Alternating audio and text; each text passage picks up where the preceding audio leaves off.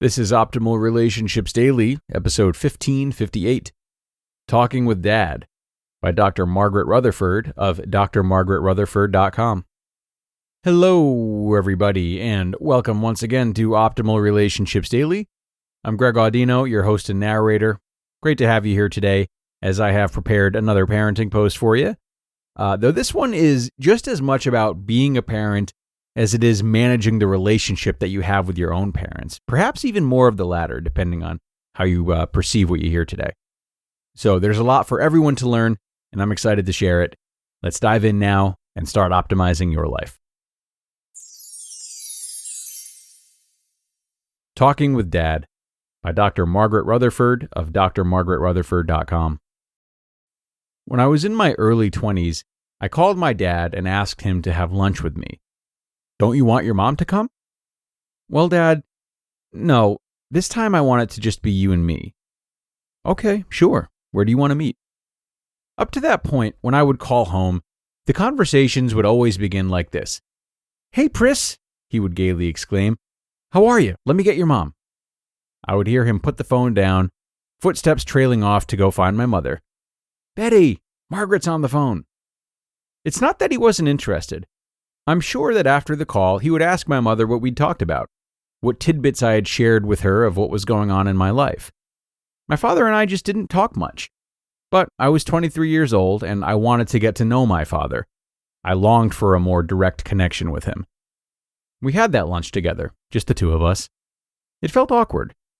But it also felt like I was turning a page of a book that I desperately needed to read. The process would take us about 20 years to accomplish. Slowly but surely, we developed our own relationship. What was that book about?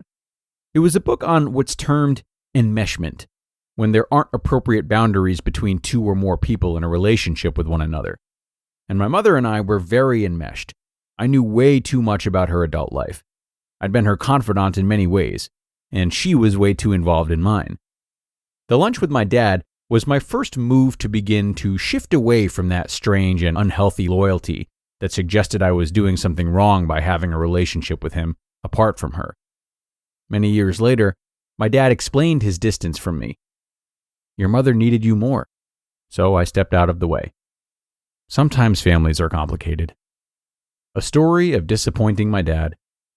Don't get me wrong, my dad was there when I needed him, really needed him. And sadly, I gave him more than his fair share of opportunities, as it took me years to gain the emotional maturity I needed to lead a stable and independent life. I will never forget my father driving the U-Haul to help me move my stuff out of the first house I'd ever bought. I'd been married and I was getting a divorce.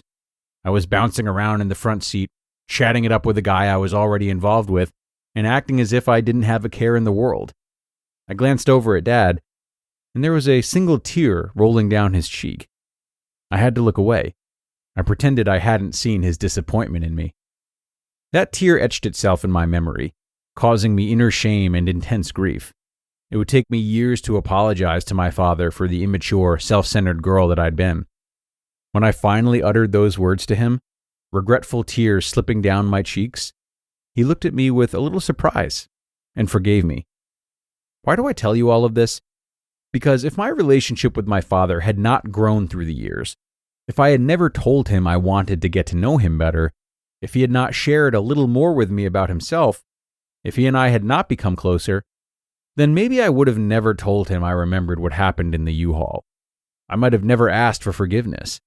He would have never known that I had seen his disappointment, that I had seen him. It was a wonderful moment between us. Fortunately, there were many others before he died in 2007. Fathers can be so important, from childhood and well into adulthood, which takes some of us a little longer than others to achieve. It can take years for a relationship to blossom into becoming what it can be, but it's worth the work.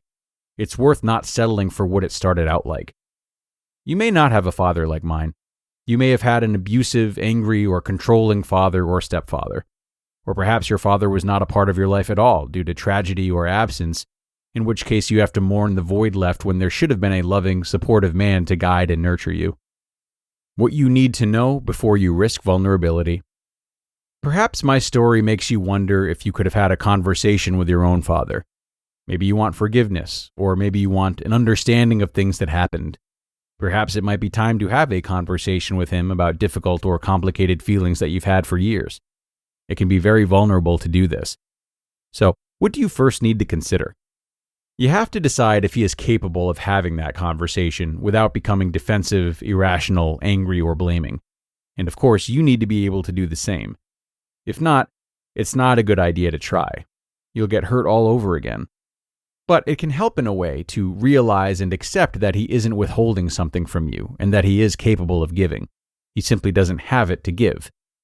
I was lucky and blessed. My father did have it to give, and more. He gave me the gift of understanding and forgiveness.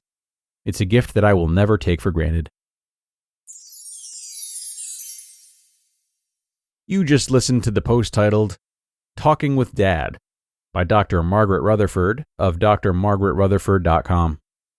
And thanks a lot to Dr. Margaret for this one. I really appreciated her vulnerability in this article and how she made a point of bringing that to her relationship with her father. It speaks a lot to this transition that a lot of us need to make as adults, but can be very hard to make. And that is the transition into having a mutually adult relationship with our parents. It can be easy to forever let our parents sort of take the reins and dictate the pace of the relationship, even just emotionally. Sure, we might become independent in the way that we don't ask them for help or guidance as much, but what's much less common is to step into the relationships that we would like to have with them as fellow adults. We stay in the pattern that was established when we were younger, and we don't necessarily explore how the relationship needs to change as we do the work of trying to generate meaningful relationships in our lives. Oftentimes, we never truly get to know our parents as adults or ask them what we need to ask of them, as Margaret so bravely leaned into doing. So think about if that's something you've done, if there's something unresolved with a parent of yours that is worth exploring. It's really worth considering. I'll leave it there for today, though.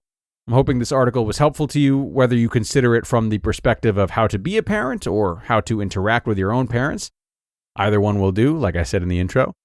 Have a great rest of your Friday if you're listening in real time, and I'll talk to you again tomorrow, where your optimal life awaits.